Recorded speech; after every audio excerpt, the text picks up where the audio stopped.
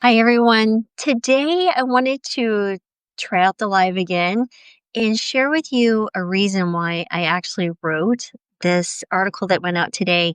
And it's really speaking to why diabetes isn't just one disease and which house do you live in? Because I think there can be some confusion about what diabetes is, how to actually get it diagnosed, when does it start. And so I wanted to just highlight some of patient stories that I thought you might find interesting. And as I evolved in my thinking around diabetes and insulin resistance. So, maybe you know, I've been working with diabetics for many, many years. And goodness, I've been a doctor now for over 20 years. And I would definitely say over time, I've seen a really interesting display of patience. So, first of all, of course, you have your type 1 diabetes, right? This is the one that's typically kids. They come on very suddenly, usually after a viral infection or some type of infection, and they are sick, right? So, I remember the first time I saw a kiddo that developed type 1 diabetes. He was maybe 6 or 7. I was a resident in family medicine at Texas Tech in Lubbock, Texas, if any of you are familiar with good old Texas Tech, and it was remarkable. Blood sugar was over 1,000. This kiddo was breathing very quickly, right, because that's part of the body's compensatory mechanism to help get rid of that metabolic acidosis that's occurring because of this high blood sugar that their body can't utilize. So that's a very different picture. This kiddo also had a few weeks prior to diagnosis of weight loss, of fatigue, continued hunger, even though the kiddo was eating. So that would be like a type 1, very abrupt onset. Then we move into type 2 diabetes, which is really around the majority of people who have diabetes are going to develop what we describe as insulin resistance, right? So, over the course of many years, decades for that matter, individuals will, and depending on their genetics or ethnicity, you may see someone at a lower body weight than expected who develop type 2 diabetes. And what will happen is people will gain significant amount of weight. You'll see that fat goes from being stored under the skin to visceral fat around the organs, also what we call ectopic fat, which is fat deposited in your liver, your muscles, and things like that, even into your pancreas. And now what happens is we call lipotoxicity. So typically saturated fats, but other things are also at play here, inflammation and different things like that. You become resistant to insulin working to let glucose into your cells. And there's lots of articles I have in the Substack relating all of the deep-seated in nuances of physiology around that and how to look at it and understand it. But I just want to describe that as the majority of individuals. And so when you come into practice as you go from medical school to residency, you're taught typically those two things. Of course, there's gestational diabetes and some other things that I spoke to in today's article, but I wanted to highlight one in particular. And this is really what it got my attention. I had heard of this before, but really I didn't have as many patients as I do now. And this is what we call LADA, right? Or latent autoimmune diabetes in adults. And you'll see that in today's article. They also refer to it as type 1.5. Now, when this one got my attention, is that I began to get, oh, I'd say about 8 or 9 years ago, I started getting referrals for patients who had tremendous lifestyle habits, right? They were eating fiber rich foods, very no ultra processed foods. They were exercising, they were thin, right? Maybe they were still working out, they're doing resistance training, they're doing all the factors that should lead to a healthy metabolism, right? Your metabolic health should be really good, but their blood sugars were spiking, right? We'd see someone spike into 200s after meals, or overnight their blood sugars are staying elevated, and it made no sense based on their lifestyle, because if they were a true type 2 diabetic, which they had been diagnosed with, all of these things should have improved. So when you look at these individuals, they're typically older. The ones that I typically see are in their 50s plus, 50, 60. And, they were fine until boom, they weren't. And I write about a story of a man who I began to see, one of my patients who I saw regularly for quite some time, who was in his 70s, who really developed this, right? He was very lean. He was still cutting wood, for heaven's sake, through the winter. Um, Very, very healthy, except for his blood sugars. And so what we did was we used a continuous glucose monitor, which sometimes I'll wear just out of curiosity. I'm not diabetic nor have been, or had diabetes, but you'll put it on the back of your arm here. And it's just a small device about the size of a quarter, either the Dexcom or the Freestyle. There's the Freestyle Libre. There's also Dexcom G7. Those are prescription ones. You also have the ones that you can buy over the counter now, right? So this is called the Lingo, the Abbott Lingo. You also have the Dexcom Stello. So there's a few different ones that available. These were super helpful, right? Because it helped us understand what was going on when he was eating. And then we ordered two very important tests because we already knew his A1C was elevated, but we ordered C peptide. Now, C peptide, many of you are like, well, what is C peptide? Well, when your pancreas releases insulin, insulin is not active yet, right? So the body has to chop off this little thing called C peptide. And then the insulin can go and be used. And the C peptide hangs around for about 24 hours. So that's a great tool to understand exactly how much insulin the body's producing. So then we measured his C peptide. It was actually low. So what does that indicate? Well, that tells me that his pancreas was having some problems actually producing insulin. So I was like, this is not your typical, really long drawn out case of type 2 diabetes, which you can see a low C peptide over many, many years, right? So, because in type 2 diabetes, as your body is just taxing the poor pancreas over and over, and it's producing a ton and ton and ton and ton of insulin, over time, you lose that capacity. I tell people your beta cells in your pancreas, the ones that actually produce insulin, they're either dead in the graveyard, rest in peace, or they are in the ICU very sick, or they're the ones still working in the factory, but they're working like 3 shifts, right? And they never get a break. So that's what's happening with beta cells in type 2 diabetes. But in this type 1.5 diabetes, these cells are gone, right? So they are not producing insulin. So then what happens is we also test for a few other things, insulin antibodies, but one in particular, which is the most common. There are 5 antibody tests, but the one that's most common is the GAD65. This is an antibody test that tells me that basically the immune system has attacked the pancreas. So now once we understand that, and we understand he's insulin sensitive, he's just not producing enough insulin. Let me say that again.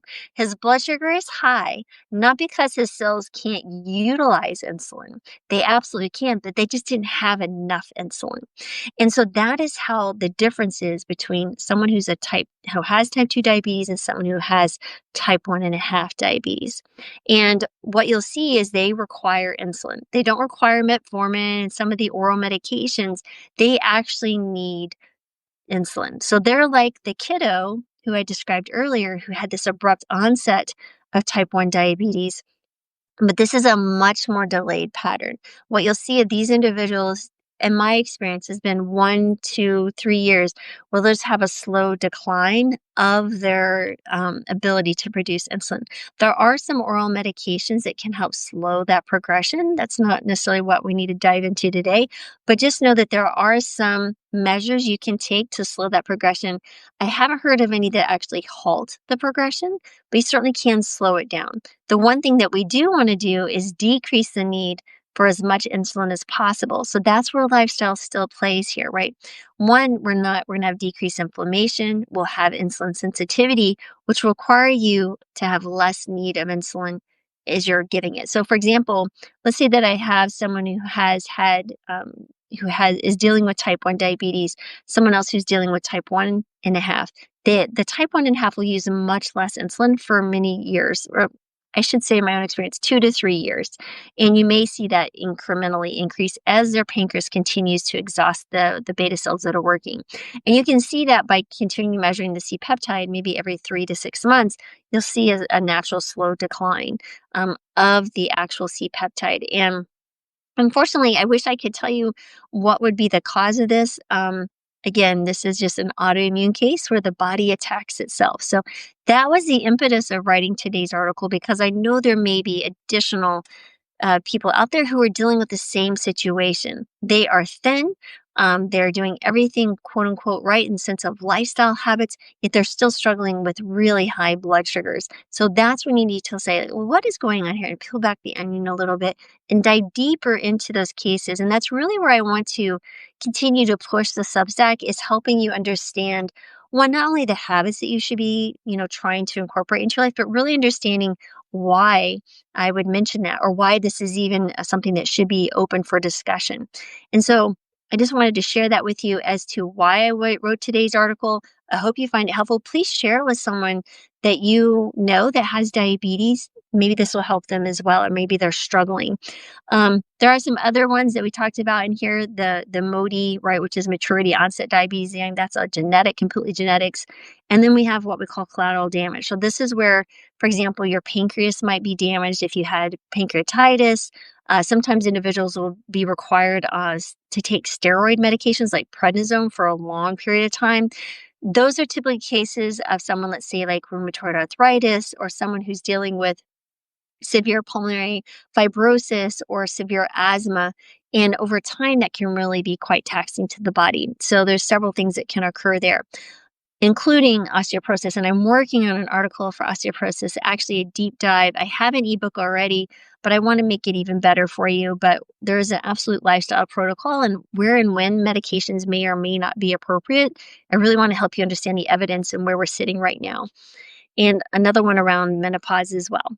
And then, of course, there's hormone disorders like Cushing's, where you get abnormal cortisol risk and things like that. Again, those are the main ones. I walk through all the different ones, the different types of houses that you may live in if you or someone you love has diabetes or dealing with diabetes. So, hope you found that helpful. Let me just scroll through here and see if there are any questions that I may have missed.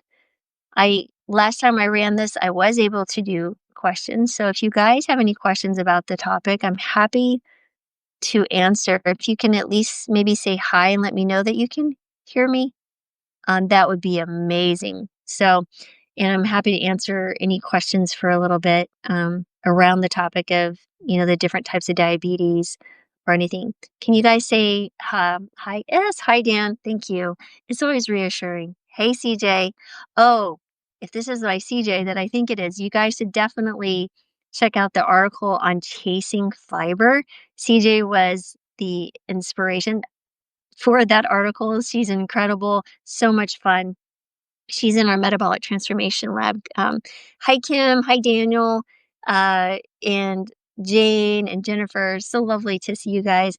Any questions regarding this topic at all? I'm happy to answer because I think it's such an important topic to discuss. Did you know 1 in 3 Americans are either dealing with diabetes or have pre-diabetes? Hey, Dave. Good to see you. Ahoy. Yes, we are in Washington still. We are going to be heading out to the coast of Washington as we backtrack back home, and we get ready to head out to Austria in September. So it'll be fun to send, more hiking pictures from on the other side of the world. We have some friends there that we're going to visit. So any other questions that I can help with? Anything at all here? But I just really wanted to share with you those stories because I think that makes it really, really personal. And it's not something that most people think about. Interesting. So is berberine appropriate for someone who must take diuretics? I think it really will depend on the different medications and your kidney function more than necessarily the diuretics. It depends on which diuretics. You can absolutely run a cross check to see if medications will interact one with each other, but also supplements. So that would be my recommendation there. But it's great to bring up berberine. Berberine works actually like many different things. It helps in a sense of like kind of metformin, where your liver doesn't produce as much glucose when it shouldn't. It helps with that. It does a variety of different things. So berberine actually also helps with cholesterol.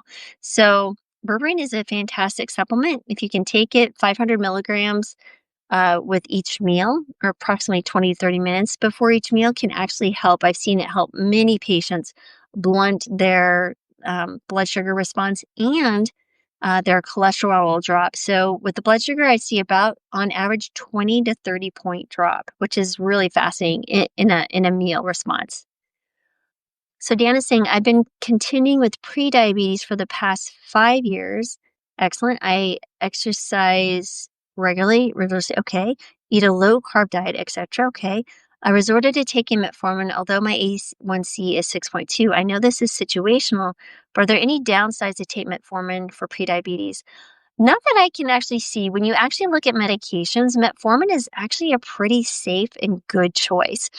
And there's actually some evidence that in individuals who are dealing with prediabetes or type 2 diabetes, it can actually increase your lifespan, which is a fascinating thing. So you may see a lot of these anti-agers, influencers, promoting actually taking metformin when you don't even have insulin resistance or these conditions. So that would be interesting. But Dan, if you've been dealing with the prediabetes for 5 years and you're exercising regularly, it'd be interesting to do these additional tests to see what's going on with your pancreatic function, to see if there's some other things that you may want to actually make sure things are working okay. But that would be my first consideration for sure. And any others, may make sure I didn't miss any other questions. Any other questions? These are two really excellent questions, by the way. Because metformin will be the first medications most people will prescribe for you if you're dealing with insulin resistance, prediabetes, or diabetes. I certainly believe the earlier you intervene, the better. And just to get back also for someone who's been dealing with prediabetes for 5 years, and exercising, which is phenomenal. I don't know what type of exercise you're doing, but I would absolutely make sure that you're doing some type of resistance training because increasing your muscle mass is such an important thing. Dan, I've written lots of articles on regarding how to decrease your blood sugars and when to exercise. For example, one thing you can do is what we call postprandial, meaning after you eat. You may want to consider maybe 15, 20 minutes after you consumed your last bite because you want to allow that food to digest and actually be in your system, start walking. So even walking at a moderate pace where you and I could still have a conversation, but I'm not running a out of breath, right? But you're kind of like, yeah, okay, that was a great day. Yeah, this was fantastic. That kind of pace, that would be where I would say that would be a great conversation pace. Then you're pushing yourself. What happens during that time is remember, I tell patients, imagine back in the day that you were running away from a saber-toothed tiger. And the ability of the muscles to grab glucose for energy needs to be instant. It needs to be really quick. Otherwise, you're going to be somebody's dinner. So what happens is we can't wait around for an insulin surge to come around and allow you to utilize the glucose. So what happens is this is an insulin independent uptake. So meaning that your muscles contracting will actually promote these little receptors. They're called GLUT4. They come up to the surface of the muscle, grab the glucose and bring it back in to utilize it for energy. So that's what you'll see is on exercise when you're wearing a continuous glucose monitor is your blood sugar's here. Let's say it's 120 and you exercise, it drops and then it'll stay down as long as you're exercising.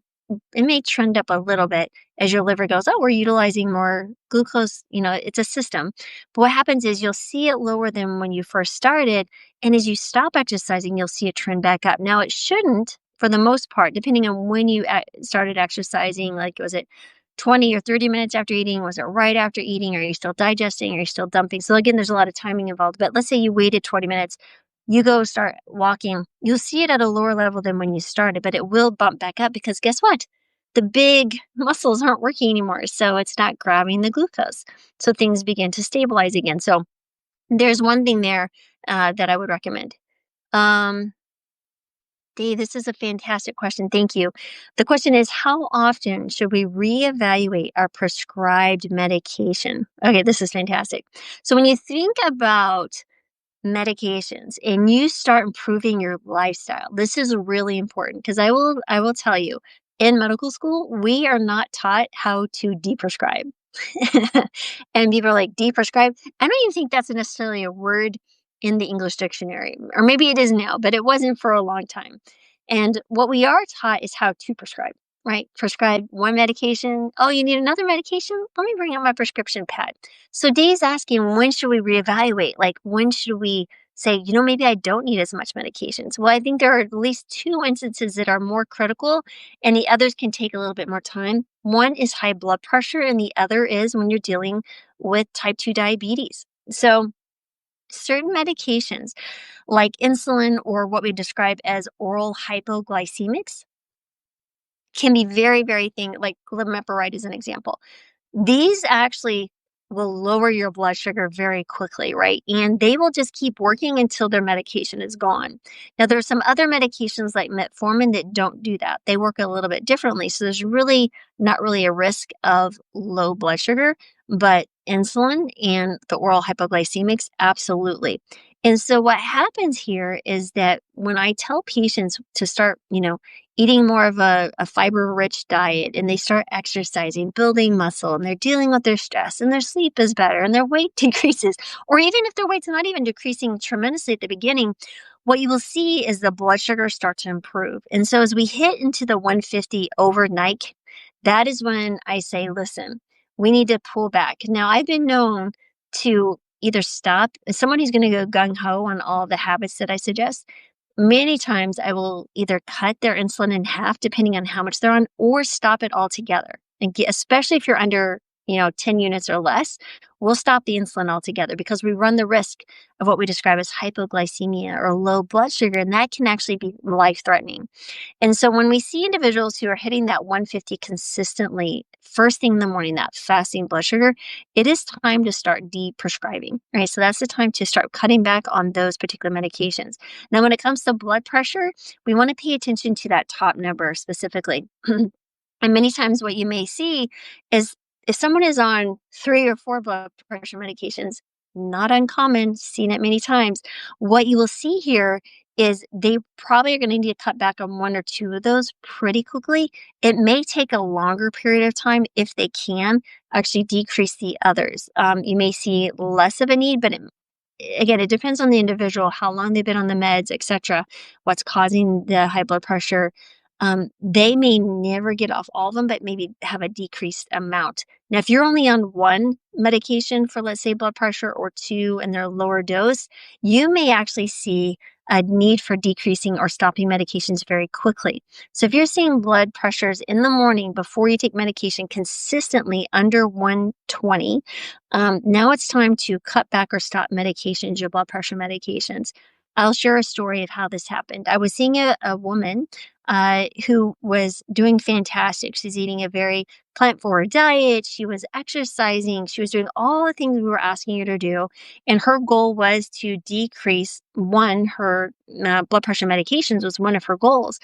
And we were able to do that. We actually ended up stopping her blood pressure medications. And she goes, Dr. Marbas, it's interesting because we were visiting telemedicine. She goes, my husband's been eating and doing everything with me. He's doing great. He was feeling really good, but now he's really tired and I don't understand what's going on. And I was like, oh, does he happen to be on blood pressure medications? And she goes, yeah, it's funny you ask. We just measured his blood pressure the other day. It was 90 over 60. Now, mind you, this man is over 6 foot. Someone who's 5 foot, sure, 90 over 60 could be normal. But someone who's a 6 foot, some odd man, this is not a good blood pressure. And I was like, do you mind calling your husband into this conversation? So even though I wasn't seeing him as a doctor yet, it did after this. I was like, I really think it's important for you to hold your medications and call your doctor because there's a risk here of getting low blood pressure, passing out, falling, injuring, breaking a hip, doing something, or hitting your head. Who knows what else? If you're on a blood thinner and you hit your head, you can have a brain bleed. Crazy stuff can happen. And so he did. And sure enough, I call that positive collateral damage. So he was doing all the right things. And suddenly, though, boom, he didn't need medications either. And he ended up stopping all of his blood pressure medications just because his wife was on a quest to improve her own health. So as far as those medications, you need to be tracking yourself regularly and alerting your doctor, at least having an ongoing conversation of like, hey, I think I'm at the point that I need to de-prescribe some of these medications. If your doctor, and I've had patients come search me out, I am licensed in all 50 states and also DC. So I do have patients who hear me talk or whatever will come and seek me just to have a conversation. And I obviously can, prescribe meds and do whatever. But what was interesting, I had one particular patient that stands out who said she had type 2 diabetes. She was dealing with type 2 diabetes. She had been on insulin and she told her doctor, hey, I've been doing all these things. She had been really working on her lifestyle and she was having low blood sugars. Now, mind you, she had type 2 diabetes. She didn't have type 1. She didn't have this absolute need for insulin. Her doctor said, well, you have to stay on the insulin, just eat more. So I don't know if that makes sense to you, but it makes zero sense to me why you would tell someone to stay on insulin when they've been actually improving their lifestyle. They need less medication, meaning you don't tell someone to go eat more, you tell them to stop taking the medication, right? This is insane to me. And so, anyway, those are the things you need to pay attention to. Now, other medications like statins, I wrote an entire article around the conversation, should you or should you not be taking statins? And it's relative, right? It depends on your situation. There's a place for them and there's a place where they can maybe be tapered or stopped altogether, but it's a conversation.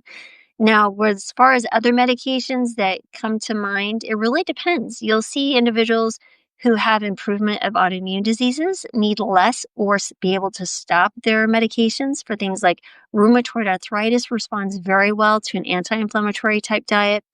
Some other things, again, really just depend on the timing and where you are in your history. What are your current risk factors? But those would be the two types of medications, blood pressure medications and diabetes medications. The other thing is, even if someone has, let's say, type 1 diabetes, but they've developed also insulin resistance over time with poor habits and such, and they decide to start working on their lifestyle habits, they actually may need less insulin as well. And that is a conversation also to be having. When you see an insulin sensitive individual, they may need 25 to 40 units of insulin per day in order to maintain healthy. That's how much approximately an adult will make who's insulin sensitive, their pancreas will make per day. And that's always a fascinating thing. So let me see. There were some other questions. Daniel, does creatine affect muscle absorption of glycogen? Well, what happens more with creatine is where the creatine goes, water will flow. And so if you think about it, if you are able to, build more muscle and you're exercising, you're taking that, you will have the capacity to actually store more glycogen. So I think secondarily it will, right? You'll see it, but it's not a direct correlation that I'm aware of. That is not one physiologic measure I haven't really dove into. I can't answer fully on that, but just in the expansion of your muscle mass, theoretically, you will actually have more capacity to hold glycogen, which is the storage form of glucose. Let me see what else I got here. Any other questions? Here we go. Yes, someone's asking, Nancy, wonderful question, by the way. Insulin resistance and prediabetes, are these reversible? Yes, yes, yes, yes, yes. You guys, this is so fun. This is the most exciting part of my work is helping people reverse type 2 diabetes and reverse prediabetes, reverse insulin resistance. So the early you are in this journey. So I tell people there's a way you think about it. When you look at insulin sensitivity, if your train is parked in the station and there is no problem with insulin resistance. It just stays there. It's doing its thing. It doesn't need to take up. But then we start loading in insulin resistance. And insulin resistance is like the train, you start seeing the steam come up, right? You start seeing oh, it's getting ready to take off, right? That's insulin resistance. Then we move into prediabetes. It's starting to leave the station. It's going, here we go. And then when you hit type 2 diabetes, it is full on. Type 2 diabetes, we're literally heading towards the cliff because the train is leaving the station and it keeps going till it literally runs off the cliff. And we don't want to deal with type 2 diabetes. We don't want to deal with insulin resistance. There's a lot of things that come with that. So that's why I preach and talk about it because I feel it's a foundational unit of chronic disease. And when we think about chronic disease, we're talking about cancers, hypertension, we're dealing with heart disease, talking about dementia, brain health, all of these things. Because when you look at dementia or Alzheimer's, they call it type 3 diabetes, right? This is what we talk about, insulin resistance of the brain. I think I wrote an article about that as well. So absolutely reversible. And those are things I write about all the time. Like you can literally start, if you go to the Habit Healers homepage and click on archive. No. If you just go to the Habit Healers homepage and scroll down, it'll say A to Z to diabetes.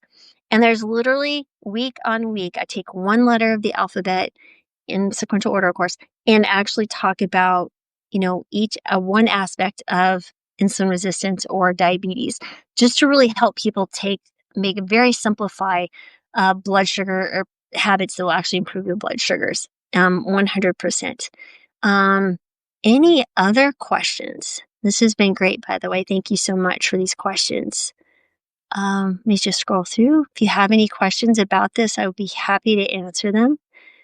Do we look at that one? Look at this. I think I've pretty much answered all the questions so far. Anybody else? I was thinking about jumping on here occasionally whenever I find a inspiration. You're welcome, Dan. Thank you for being here. Hope it was worth your time. And as you see, I love to talk in stories and analogies and metaphors because I feel like that's the best way to take the knowledge and help express it in a way that's understandable.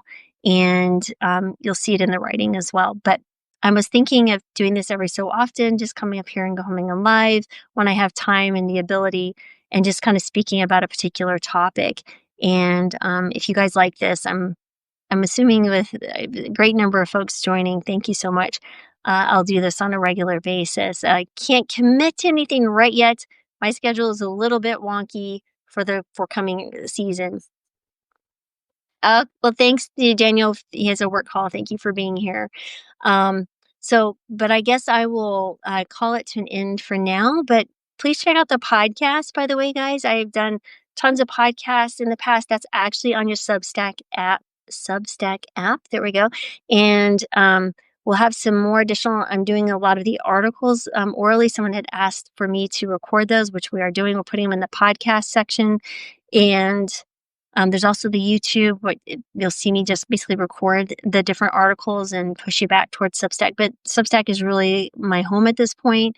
We actually had a really funny situation, and then I'll let you guys go. But I had a situation where we went to um, one of the San Juan Islands. So that's between Canada and Washington State. There's a cluster of islands called the San Juan Islands. And we went hiking there. My daughter flew in from Boston and her and family, and we came and we hiked around. It was so much fun. Well, there were porta potties.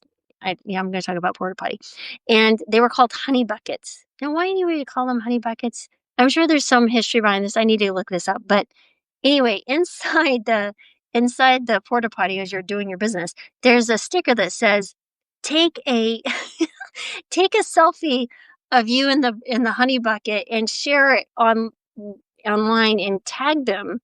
And they say to put the honey bucket in your background. And I'm cracking up, right? Because I'm not going to do that. But I took a picture and snapped it of the honey bucket sticker asking you to do a selfie and tag them. You can win prizes, and we could even win your own honey bucket. It's like, okay. So I sent this we have a family text group. We call it the Marbas clan. All my kids, all the in-laws, everybody's in this text group. And so I said, you guys might get a crack up out of this. And one of my kids, Gabe in particular, he's like, "Mom, why didn't you do it? You could have won your own honey bucket." And I was like, "What would I do with a honey bucket?" He goes, "You could have wrote a Substack about it." Anyway, so literally everybody's coming up with ideas on the Substack. I almost thought about just putting that as a little note out there. But anyway, thought you crack up about, hopefully about a little crackle check up. Yeah, but yeah. Anyway, there'll be no honey bucket. Don't worry, guys. I won't be taking pictures of myself in the honey bucket and sharing that to the world. Oh my goodness. Kim says Hashimoto's lifestyle and diabetes prevention guidance postmenopausal. Yes, I do have. I wrote about my own Hashimoto's experience. I've been hypothyroid with Hashimoto's for almost 30 years. I wrote that article. We talk a lot about diabetes prevention. I can write one specifically to that.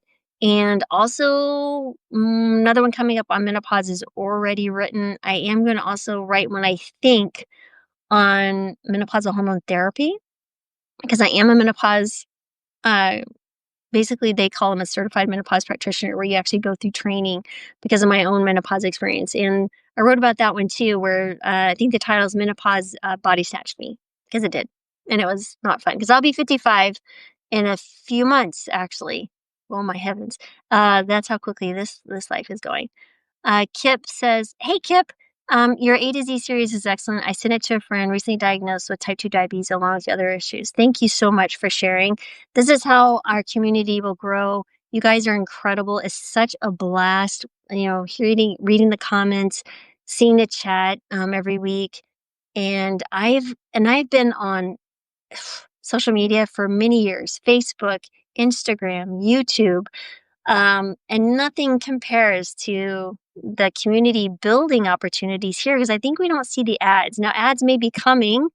I'll have to figure out what to do with all that. But right now, it's a pretty low noise, right? When I post something, you see it, it goes to you. I cut back on how many I was doing because I know I was overwhelming you guys. I just get super excited to share what I'm learning, and I forget it's like a fire hose for you guys. So I pulled that back a bit. So hope you're enjoying it. I'm actually enjoying going a little bit deeper, and then I have to be careful. I don't want them to be too long. So it's a balance. So I appreciate everything everyone says. When people unsubscribe, I pay attention because I really want to understand, make sure you're getting your money's worth, but not overwhelmed. So thank you again, guys, for being here. I hope you enjoyed this. This was fantastic. Maybe I'll do one of these lives around menopause next. And I know that's a huge part of my audience, having dealt with it myself and how I actually came back to life and dealt with the severe symptoms that I had. So when I thought I was doing everything right. And I was doing everything right. But yeah, anyway. So thank you again, everyone. Have blessings. Have a wonderful rest of your day. You guys are incredible. Thank you for being part of the community. I really appreciate all of you.